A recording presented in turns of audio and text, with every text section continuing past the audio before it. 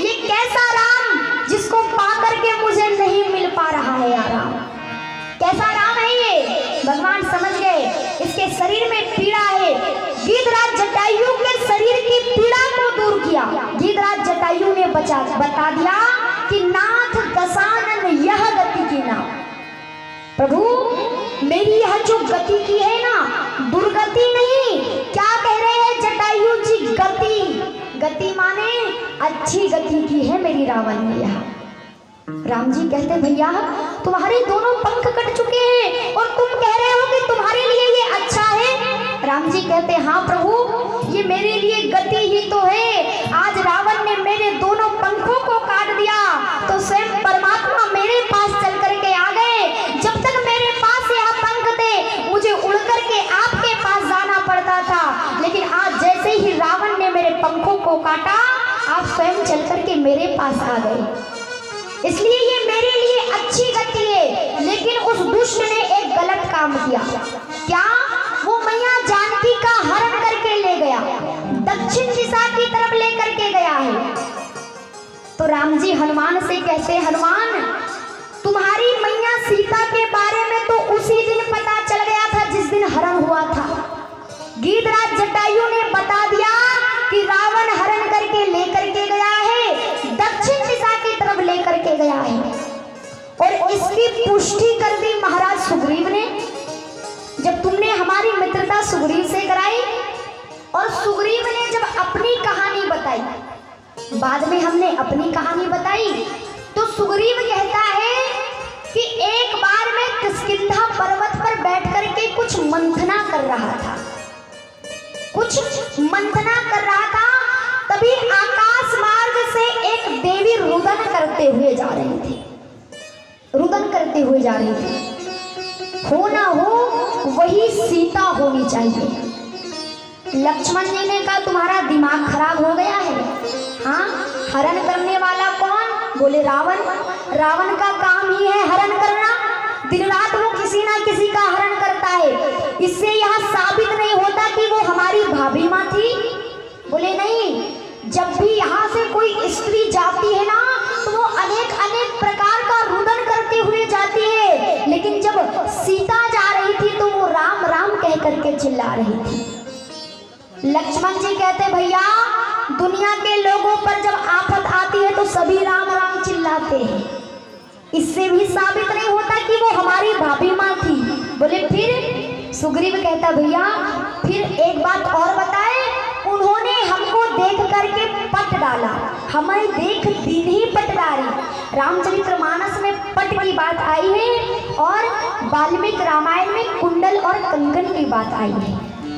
मैया सीता ने किष्किंधा पर्वत पर अपनी साड़ी के पल्लू में फाड़ करके कुंडल और कंगन बांध करके फेंक दिए।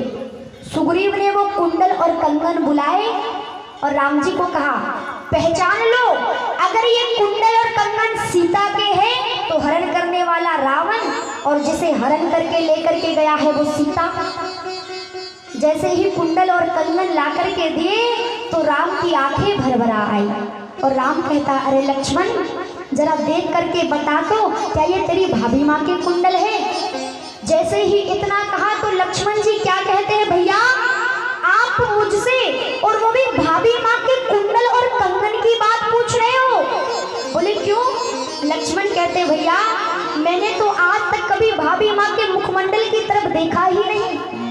अरे छोड़ो भाभी माँ के मुखमंडल की बात, जिस समय राम जी ने पुष्प वाटिका में सीता जी के मुखमंडल की बराबरी चंद्रमा से कर दी, उस दिन से लक्ष्मण ने चंद्रमा ही देखना बंद कर दिया।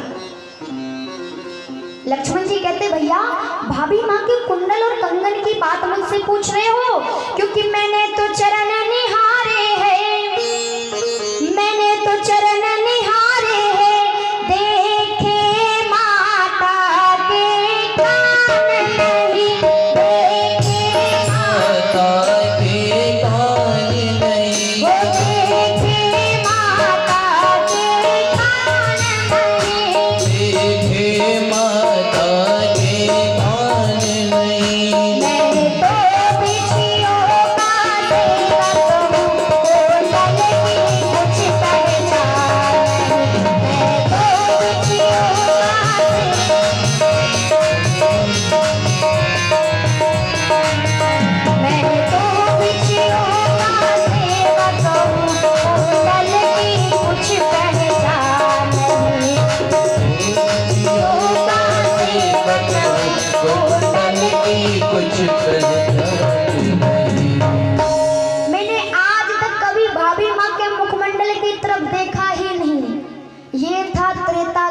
देवर लक्ष्मण और आज के देवर, साची कहूँ तो रावण से भाभी अंगना में छाई बहार। जहाँ पर बड़ी भाभी माँ के समान होती है, उनके लिए ऐसे शब्दों का प्रयोग। राम जी कहते हैं, हनुमान बता दिया जटायु ने और इसकी पुष्टि कर दी सुग्रीव ने, इसलिए सीता जी का पता लगाने की जरूरत नहीं है। तुम्हें लंका में जाकर के विभीषण का हृदय परिवर्तन करना है। लंका में मेरा विभीषण नाम का भक्त रह रहा है, जिसका भजन, जिसकी पूजा पाठ के प्रभाव से लंका के निशाचरों की रक्षा हो रही है। तुम एक काम करो, जाकर के और विभीषण का हृदय परिवर्तन कर दो। क्यों? क्योंकि वो वहाँ बैठ करके मेरा नाम तो ले रहा है लेकिन मेरा काम नहीं कर रहा है। क्योंकि विभीषण के रहते हुए लंका में इतने अत्याचार अनाचार बढ़ रहे हैं, लेकिन विभीषण मन में विचार करता है हमें क्या लेना देना, अपना काम बनता भाड़ में जाए जनता, हमें क्या लेना देना। लेकिन तुम्हें जाकर के उसका हृदय परिवर्तन करना है। हनुमान जी कहते, प्रभु जब मैं जाऊंगा तो मैं यहाँ सीता से मिलूंगा। बोले हाँ जरूर मिलना, जरूर मिलना। बोले अब मैया सीता ने तो हमें देखा नहीं है, फिर पहचानेंगी कैसे? तो राम जी ने अंगूठी दे दी। जैसे ही अंगूठी दी तो हनुमान ने मुख में रख ली। अब जैसे ही मुख में रखी तो किसी ने हनुमान जी से कहा, हनुमान तुम भी कभी कभी बंदरों वाली हरकतें करते हो। बोले क्यों? अरे बोले भगवान ने अंगूठी दी